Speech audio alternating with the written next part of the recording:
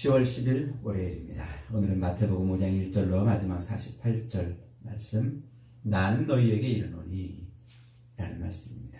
나는 너희에게 이르노니. 오늘 읽은 이 5장부터 6장 그리고 7장 요 세 장을 흔히 산상수훈 혹은 산상설교 이렇게 부릅니다. 왜 그러냐면 5장 1절에 산에 올라가 앉으시니, 산에 올라가 앉으시니, 그리고 7장 지나서 8장 첫 절에 산에서 내려오사, 이렇게 산에 올라가시고 산에서 내려오시는 요 말씀이 그 수미상관 이 잉크로즈 기법으로 이렇게 묶여 있어가지고 요걸 한 덩어리로 보는 거예요. 그래서 요 전체를 산상수훈이라 이렇게 이제 봅니다. 오늘 우리가 읽은 이 산상수훈의 특별히 5장 요 말씀은 상당히 그 논란이 많이 되는 말씀이에요.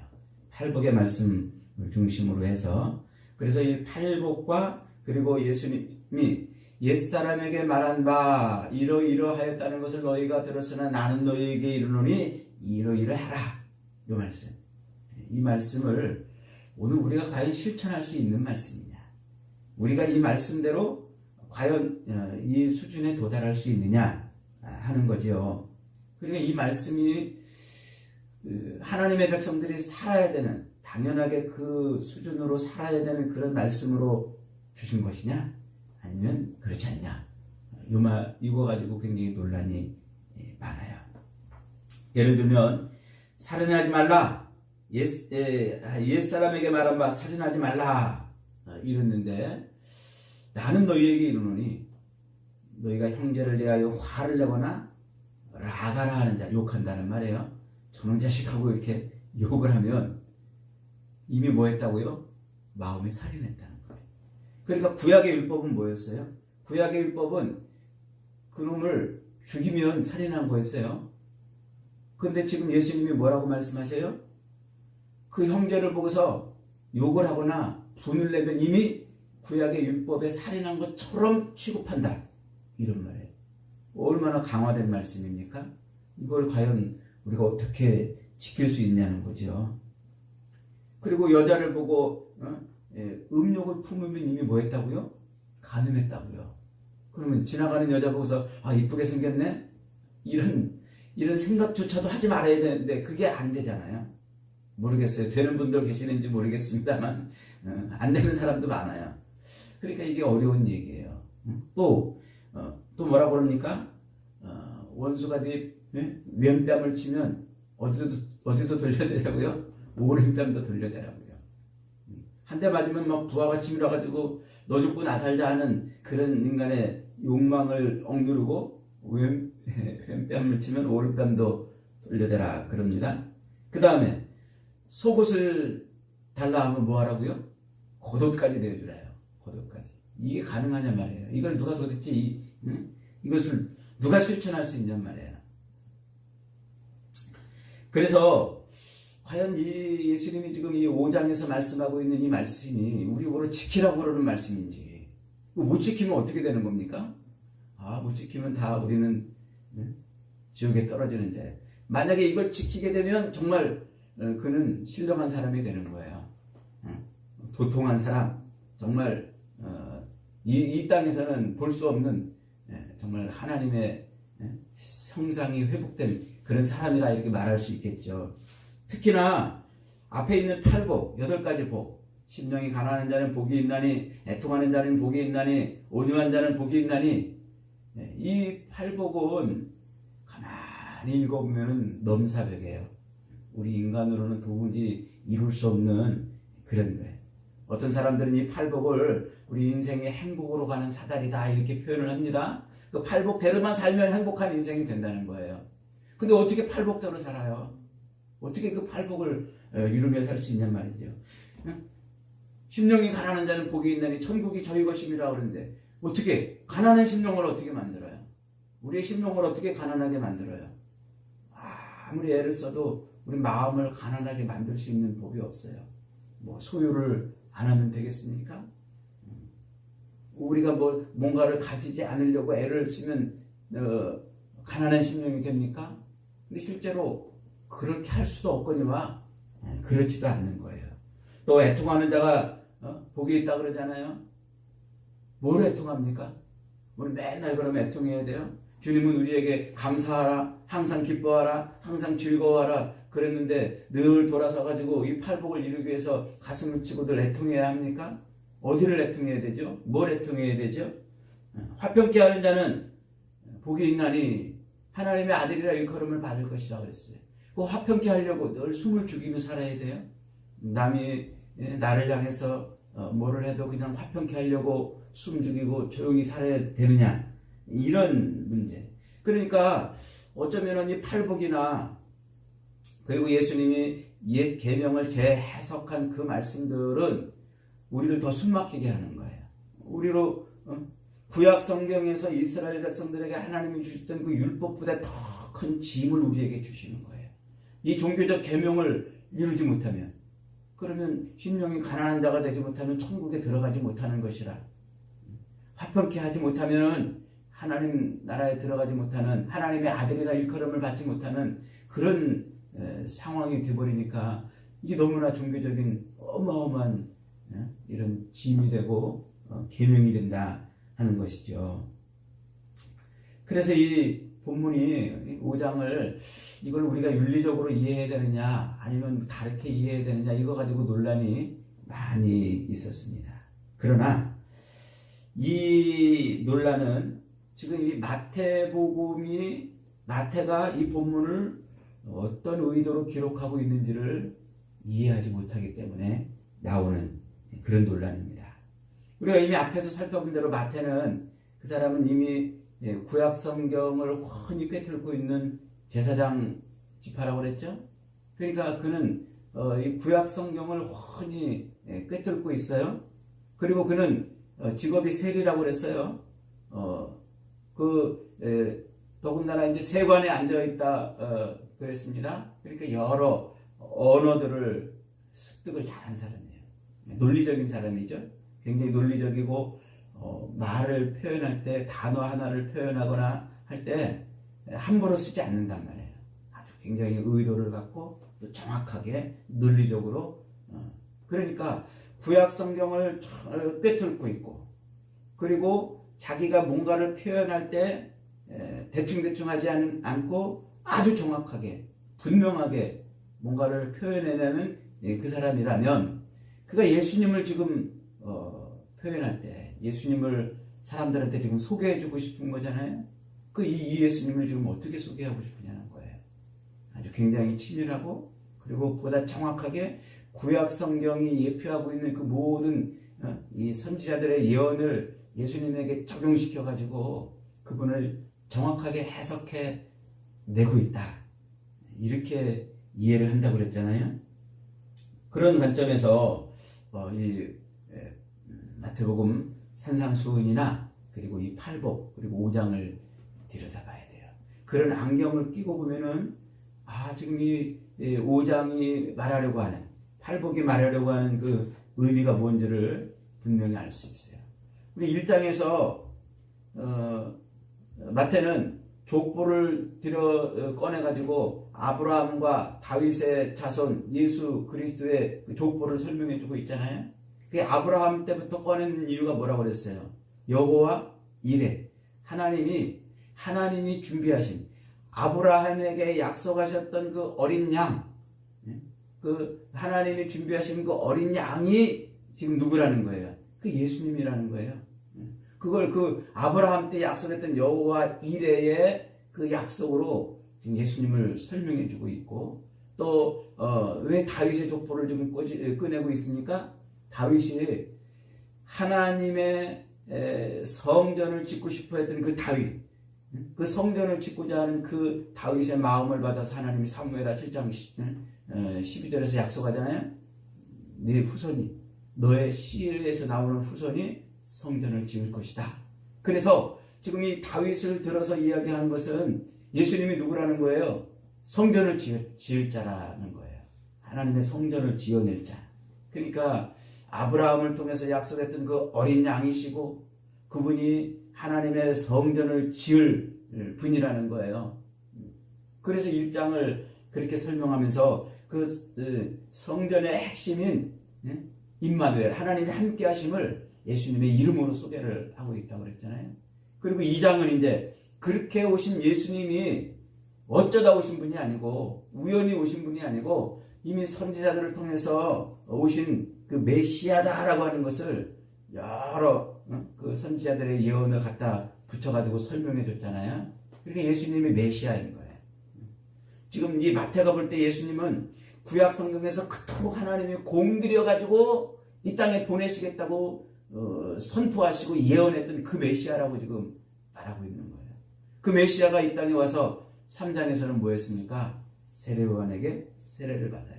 드디어 하나님의 아들로 세상에 선포되고 하나님께서 그 아들에게 맡기신 하나님의 사역을 이루는 그런 삶을 보여주잖아요.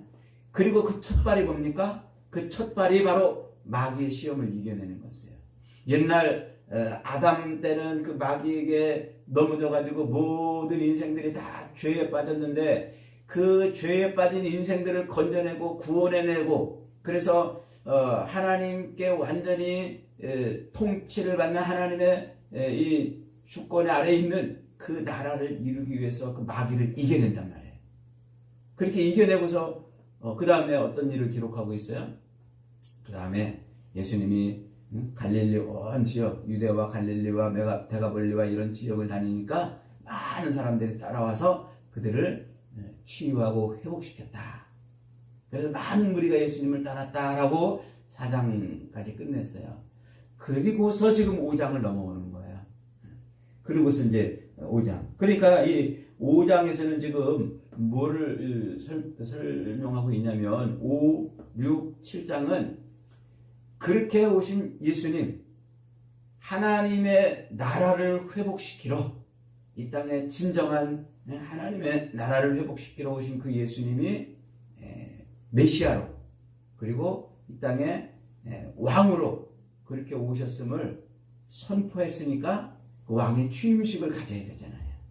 그래서 이 취임식을 갖고 지금 왕의 취임사를 선포하는 게 이게 5, 6, 7 산상수훈이다 이렇게 말할 수가 있어요. 이 구도를 정확하게 이해하면 산상수훈뿐만 아니라 팔복을 분명하게 이해할 수가 있어요. 그 요즘에도 대통령이 이렇게 취임하면은 그 취임식에 맞춰가지고 국민들을 감옥에 갇혀 있는 사람들을 사면을 하잖아요. 지금 그러니까 4장 23절 이하에서 예수님이 사역을 하시면서 모든 병든 자, 약한 자, 어려운 자 이런 자들을 고친단 말이에요. 요게 그렇게 병든 자를 고치고 또 약한 자, 병약한 자들을 회복시키는 요게 이미 이사야 선지자를 통해서 이사야 11장에도 예언되어 있고 이사야에서 여러 번 예언되어 있어요. 61장에서도 예언되어 있고 메시아가 오면 일어날 일, 메시아가 오면 일어날 일 그런 일들을 지금 설명해 주고 있단 말이죠. 특별히 이 마태복음 11장 5절이나 6절 그리고 누가복음 7장 22절 이하에 가면은요 세례 요한이 감옥에 갇혀요. 세례 요한이 감옥에 갇혀가지고 이제 고통받고 있는데 세례 요한의 제자들이 면회를 왔어요. 그러니까 세례 요한이 자기 제자들한테 그렇게 물어봐요. 야, 너희들 가가지고 저 예수님 그 지금 예수가 지금 막 사역을 하고 막 돌아다닌다고 그러는데 그 예수님한테 가서 이렇게 좀 물어봐라. 오실 리가 당신입니까? 아니면 우리가 또 누구를 기다려야 됩니까? 이렇게 물어보거라. 그래요. 그러니까 세례 요한이 메시아를 예표하고 메시아가 오는 길을 여는 사람이라고 그랬잖아요. 그런데 자기가 감옥에 갇혀가지고 지금 예수님이 과연 메시아인지 아닌지 물어보라는 얘기예요. 그랬더니 예수님이 뭐라고 말씀하고 있습니까? 마태복음 11장 5절로 6절에 이렇게 말해요. 맹인이 보며 걷는 사람이 걸으며 나병한 자가 깨끗함을 받으며 못 듣는 자가 들으며 죽은 자가 살아나며 가난한 자에게 복음이 전파된다 하라. 이게 뭐예요? 이게 이사야 선지자에서 예언된 메시아의 표징이에요. 메시아가 오면 이런 일이 벌어진단 말이에요. 그러니까 아무나 와가지고 내가 메시아다, 내가 구원자다, 내가 너희의 왕이다 이렇게 외친다고 메시아가 되는 게 아니라 그 메시아가 오면 그를 통해서 나타나는 일이 바로 이거란 말이죠. 병자들이 치유되고 연약한 자들이 회복되고 가난한 자들이 부유하게 되고 이런 일들, 그런 일들이 벌어지는 거예요. 죽은 자가 살아나는 이런 일들. 그래서 예수님이 그래 내가 메시아다 이렇게 말하지 않고 당신을 통해서 이루어지는 그 일을 구약 성경에서 이미 수없이 예언한 그 일을 소개하고 있는 거예요. 그러면서 그 끝자락에 이렇게 토를 달아놔요. 6절에 누구든지 나로 말미암아 실족하지 아니하는 자는 복이 있도다. 당신을 통해서 그런 많은 일들이 일어나고 있음을 말해주고 나를 인하여 실족하지 않는 자 그가 복이 있도다 이렇게 말씀하고 있어요. 그런데 이 말씀 그 마태복음 11장 6절의 이 말씀이 오늘 우리가 읽은 이 5장 11절에서 똑같이 반복이 되고 있어요. 팔복에서 8가지 복을 쭉 설명하잖아요. 설명하면서 11절에서 이렇게 말해요. 5장 11절 한번 같이 읽어보겠습니다. 시작. 나로 말미암아 너희를 욕하고 박해하고 거짓으로 너희를 거슬려 모든 악한 말을 할 때에는 너희에게 복이 있나니. 그러니까 앞에서 지금 이 팔복이 뭐예요? 그러니까 세례 요한에게 예수님이 말씀하셨던 그 말씀하고 똑같은 말씀이에요. 죽은 자들이 맹인이 보며 못 걷는 사람이 걸으며 나병한 자가 깨끗함을 받으며 못 듣는 자가 들으며 죽은 자가 살아나며 가난한 자에게 복음이 전파된다 하라. 당신을 통해서 이루어지는 그 일을 소개하고 나를 인해서 실족하지 않으면 복이 있다. 이게 똑같은 구도로 지금 설명되고 있단 말이에요. 그래서 팔복은 곧 누구를 지칭하는 거예요? 예수님을 지칭하는 거예요. 그러니까 우리가 팔복에 심령이 가난한 자는 복이 있나니 천국이 저희 것임이라 천국을 얻으려고 막 가난한 심령이 되려고 몸부림칠 이유가 없어요. 애통하는 자는 복이 있나니 온유한 자는 복이 있나니 애통하고 온유하려고 애를 쓰고 몸부림 쳐야 되는 말씀이 아니란 말이에요. 그 말씀은 곧 그분이 지금 누구라는 거예요? 그분이 메시아라는 거예요. 그분이 우리의 왕이시라는 거예요. 그분이 이 땅에 하나님의 나라를 이루실 왕으로 지금 오셔서 지금 자신을 내가 왕이다 하고 선포하고 있는 거예요. 그러면서 왕으로서 하나님의 나라를 어떻게 통치해 갈지, 그 하나님의 나라는 어떤 모습으로 우리에게 다가올지를 보여주고 있는 것이 그것이 산상수훈이고 지금 팔복이라는 것이죠. 그러니까 팔복은 여러분 우리가 윤리적으로 도달해야 되는 어떤 말씀을 종교적 계명을 주고 있는 게 아니에요. 종교적 계명으로 팔복을 주고 있는 것이 아닙니다.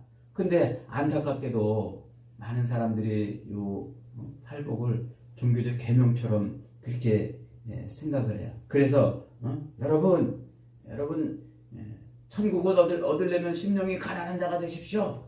이렇게 설교한단 말이에요. 그리고 위로를 받으려면 애통해야 됩니다. 애통하십시오. 그런단 말이에요. 그리고 긍휼히 여기는 자가 복이 있나니 그들이 긍휼히 여김을 받을 것이다. 그러니까 여러분 긍휼히 여김 받고 싶습니까? 그러면 긍휼히 여기세요. 이렇게 한단 말이에요. 그것은 우리의 신앙을 우리가 애쓰고 우리가 노력하고 우리가 힘쓰고 우리가 수고해서 그것을 얻는 그런 윤리적 종교로 바꿔버리는 그런 거예요. 지금 예수님은 그런 말씀을 하고 있는 게 아니죠. 당신이 메시아라는 거예요. 당신이 드디어 이 땅에 구약 성경에 예언된 대로 오신 왕이고 통치자라고 말씀하고 있는 겁니다. 그러니까 이 말씀을 우리는 윤리적으로 이해해야 되는 것이 아니라 우리는 예수님 밖에는 소망이 없는 사람이다 하는 거예요. 예수님 밖에는 우리가 소망이 없고 예수님 밖에는 우리가 붙들 사람이 없다는 거죠. 가난해 보려고 애써 보셨어요? 애통해 보려고 힘써 보셨어요? 온유해 보려고 몸부림쳐 보셨냔 말이죠. 가난해지려고 애쓰면 애쓸수록 또 애통해 보려고 힘쓰면 힘쓸수록 온유해지려고 또 마음이 청결해지려고 그렇게 노력을 하면 할수록 우리는 넘사벽, 이것은 할 수 없는 것이구나, 우리 힘으로는 도달할 수 없는 그런 경지구나 하는 것을 깨달아야 돼요. 그래서 우리는 마지막 9절부터 11절에 나오는 나를 인하여 너희를 핍박하고 욕하고 너희를 거스릴 때는 너희에게 복이 있나니 이 말씀을 붙들고 예수님을 붙들어야 돼요. 예수님 밖에는 우리에게 이런 위로를 줄 사람이 없고 예수님 밖에는 우리에게 이런 은혜를 주실 분이 없다는 거예요. 그래서 우리는 가난한 심령이 되려고 애쓸 것이 아니라 예수님을 나의 왕으로 모시려고 애써야 됩니다. 애통하는 자가 되려고 가슴을 칠 것이 아니라 예수님을 내 삶 속에서 내쫓고 있음을 인하여 애통해야 되는 거예요. 온유한 자가 되려고 몸부림칠 것이 아니라 나는 마음이 온유하고 겸손하니 나의 멍에를 메고 내게 배우라는 그 말씀 앞에 엎드리는 그런 존재가 되어야 된다는 거죠. 예수님을 인하여 우리를 욕하고 박해하고 거짓으로 우리를 거슬려 모든 악한 말을 할 때에도 우리에게 복이 있음을 알아야 된단 말이에요. 그래서 우리가 예수 믿는 것을 기뻐하고 예수님 때문에 당하는 그 어려움과 그런 힘든 것들을 우리가 소망으로 삼아야 된다는 것이죠. 그래서 예수님이 이렇게 말씀하시는 거예요. 17절부터 보면 내가 율법이나 선지자를 폐하러 온 줄로 생각하지 말라. 폐하러 온 것이 아니요 도리어 완전케 하려 함이라 그랬어요. 그러니까 이것은 지금 에스더 말씀을 떠올리는데요. 에스더가 어떤 내용입니까? 옛날 페르시아에 에스더가 왕비가 됐는데 하만이 유대인들을 다 멸하려고 왕에게 도장을 얻어가지고는 조서를 반포해가지고 이 모르드게 때문에 유대인들을 다 죽이고 싶어하는 그 욕망으로 조서를 반포하잖아요. 거기에 조서에 뭐가 돼 있어요? 아무시에 유대인들의 집을 급습해가지고 그들의 재산을 다 탈취하고 그들을 다 죽이거라. 그러면 그 재산이 다 너희 것이 될 것이다. 이 법을 선포했단 말이에요. 그러니까 그 법 때문에 유대인들이 다 죽을 수밖에 없었는데 하나님이 모르드게와 또 에스더를 통해서 그 법을 바꾸는 새 법을 선포해요. 그래서 옛 법을 없애지 못하고 새 법을 다시 선포해요. 그 새 법이 뭐예요? 그 아무시 사람들이 유대인을 공격해가지고 그들을 죽이고 그 집의 재산을 강탈하라고 선포된 그 법, 그날 오히려 유대인들이 반기를 들고 그들을 쳐서 그들을 치면 오히려 그들의 재산이 너희들 것이 될 것이다 하는 새 법을 선포하는 거예요. 그 법이 두 개가 공존하고 있는 거예요. 그 법이 두 개가 공존하는데 어떤 법이 더 힘 있는 법이 됩니까? 새 법이 더 힘 있는 법이 돼요. 그래서 옛 법이 유대인을 죽이는 것이 아니라 새 법으로 유대인이 살아나는 그 에스더의 구조가 지금 이 산상수훈에서 밝혀지고 있는 거죠. 그러니까 옛날 이 애굽에서 이스라엘 백성들을 꺼내가지고 시내산 밑에 모아가지고 그 시내산 밑에서 율법을 주셨단 말이에요. 그 율법을 통해서 하나님의 나라를 이루려고 했는데 그 하나님의 나라가 이루어지지 않았어요. 그래서 예수님이 지금 다시 산에 올라서 시내산에 올라서 율법을 선포하신 것처럼 다시 산에 올라서 백성들에게 말씀을 선포하는 거예요. 무슨 말씀? 새 법을, 하나님의 율법을 능가하는, 율법으로 할 수 없었던 그 일을 이루는 새 법을 지금 선포하고 있는 거죠. 그 옛날 돌 위에 새겨주신 법을 하나님께서 이제 새 시대에는 어디다 새겨주신다고요? 신비, 예레미야 선지자를 통해서 말씀하신 것처럼 신비에 새겨주시요. 그 신비에 새기는 법이 뭡니까? 그 예수 그리스도야. 그분이 예수 그리스도. 그래서 그 예수 그리스도가 우리의 마음에 새겨지면은 우리는 그분을 따라 사는 거예요. 그분을 왕으로, 그분을 내 인생의 주권자로 그렇게 고백하며 사는 것이죠. 그래서 오늘 본문 1절을 이렇게 시작합니다. 5장 1절에 보니까 예수께서 무리를 보시고 산에 올라가 앉으시니 제자들이 나온지라. 많은 무리들이 있었지만은 특별히 그 무리들 중에서 제자들이 지금 그 앞에 섰어요. 그러니까 이 산상수훈, 이 팔복은 많은 무리에게 선포하고 있는 것이 아니라 그 앞에 예수님 앞에 무릎을 꿇고 그 이야기를 경청하는 제자들에게 주신 말씀이라고 하는 거죠. 사랑하는 여러분, 예수님은 우리의 왕이 되세요. 우리를 구원시키시고 회복시키시고 하나님의 통치를 받는 백성으로 우리를 돌려놓으시는 거예요. 우리의 힘으로 될 수 없어요. 우리가 노력하고 애쓰고 우리가 어떤 종교적 계명을 지켜서 도달할 수 있는 것이 아니라 그분을 나의 왕으로 모셔드릴 때만 가능해요. 그분을 나의 구주로 영접할 때만 가능해요. 그분을 내 마음에 모셔드릴 때만 가능해요. 이 예수님이 내 마음에 새겨지는 신비의 율법이기 때문에 그래요. 여러분, 도무지 우리는 구원받을 수 없는 죄밖에 지을 수밖에 없는 백성이었습니다. 그러나 예수님으로 말미암아 우리는 하나님의 백성이 되고 하나님의 통치를 받는 사람인 것을 믿으시기 바랍니다. 예수님을 날마다 붙드십시오. 우리의 부족함과 연약함을 예수님이 채워달라고, 해결해달라고 엎드리십시오. 그래서 세상을 기웃거려서 세상 것으로 살아가려는 것이 아니라 예수님으로 세상을 살아가는 그런 인생들이 되어야 되겠습니다. 그런 저와 여러분이 되시기를 주님의 이름으로 축복합니다. 아멘.